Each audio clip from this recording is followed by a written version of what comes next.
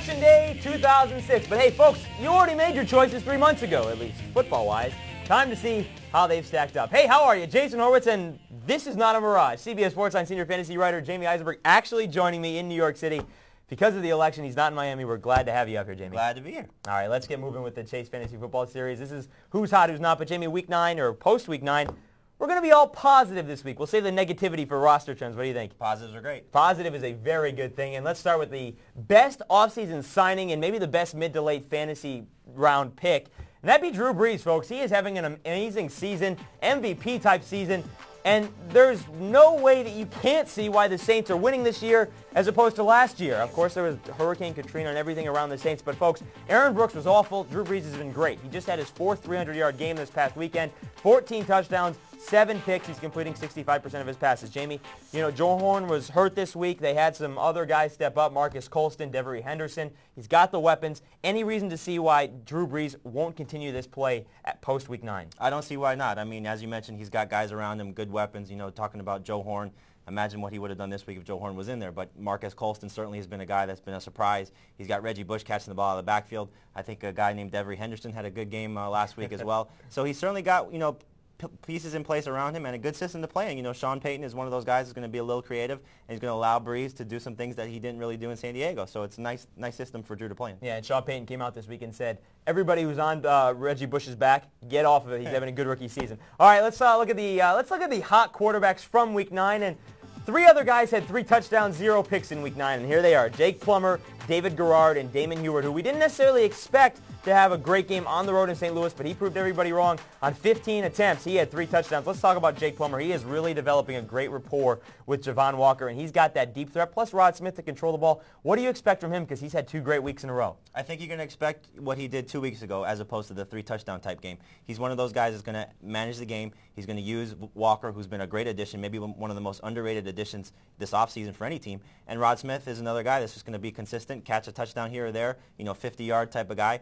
And with that running game, I mean, it opens up a lot of things in the passing game, and Jake's one of those guys that gets out of the pocket, and he's able to make some things happen. So I think, you know, probably in the low 200 range, you know, a touchdown, maybe 2, and it's one of those things that could, you know, help fantasy users down the road, especially if somebody, you know, has a quarterback that gets injured. Yeah, and it's great to see him without any interceptions. You mentioned the running game. Those guys were not hot this week, especially Mike Bell. Tatum Bell didn't play. These 2 were hot. Willie Parker, despite what a lot of people thought, you know, he didn't have it on the ground because Pittsburgh couldn't run the ball because they had to throw. They were behind, but over 130 total yards, 2 touchdowns. Really hurt people who benched Willie Parker this week. And Kevin Jones, also 2 touchdowns. He continues his great season. All right, how about the hot wide receivers? You mentioned Javon Walker, 3 total touchdowns, including 72 yards on the ground on that 1 reverse. That's going to really help a lot of people. Marcus Colston, you mentioned it. He had over 10 catches, 123 yards. He is the 2nd Saints rookie this year to have a 10-plus catch game. First time in NFL history a team has 2 rookies. Both have 10 catches in a game in a single season. And Kevin Curtis, here's the guy I want to talk about. St. Louis, 3rd wide receiver, but he's outplayed Isaac Bruce and Torrey Holt the last couple of weeks. What is his value as a fantasy wide receiver? Well, I think he's one of those guys that's going to be in a team where you start 3 wide receivers. He could be that 3rd guy. Can he be a number 2 guy? Probably not, because he just isn't as consistent. But the last 2 weeks, he's certainly been better. As you mentioned, he's been better than Bruce. He's been better than Holt. He's got 2 touchdowns. And the way Mark Bulger's playing, I mean, it's hard to sit any of those guys. I mean, right. You know, you look at a situation like Philadelphia when they were, you know, really clicking with Hank Baskett and Reggie Brown when Stallworth was out of there, the tight end. So, you know, one of those teams that just doesn't really have a necessarily strong guy on a week-in, week-out basis can use all his weapons.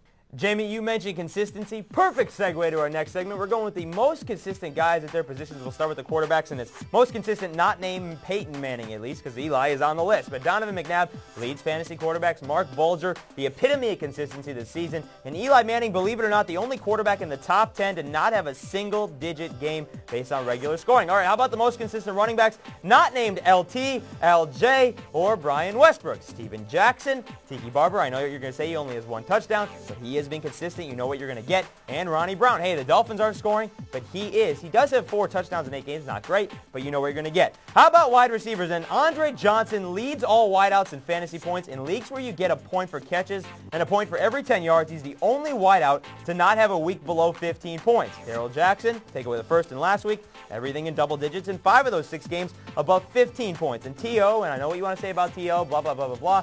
You take away the 1 game where he had the injury in Washington, he has just one game in which he has less than 13 fantasy points, 4 straight weeks over 20 points. There have been a lot of guys who have been consistent at the wideout spot, but none more than those three.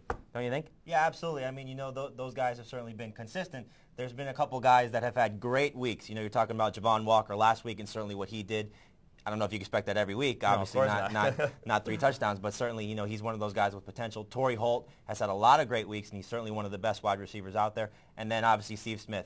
Took him a little while to get going with the hamstring injury. Now that he's back, I expect a lot of good things from him as well. Yeah, he is back. And you take him out of the consistency because of the injuries, but he has been extremely consistent as well. All right, folks, that's going to do it for the Who's Hot, Who's Not Really. It was just Who's Hot edition of the Chase Fantasy Football Series exclusively here on CBS Sportsline. But coming up on Roster Trends, most disappointing wide receivers. It's the all-wide receiver edition of Roster Trends. Until then, Jamey Eisenberg, I'm Jason Horowitz. Take care.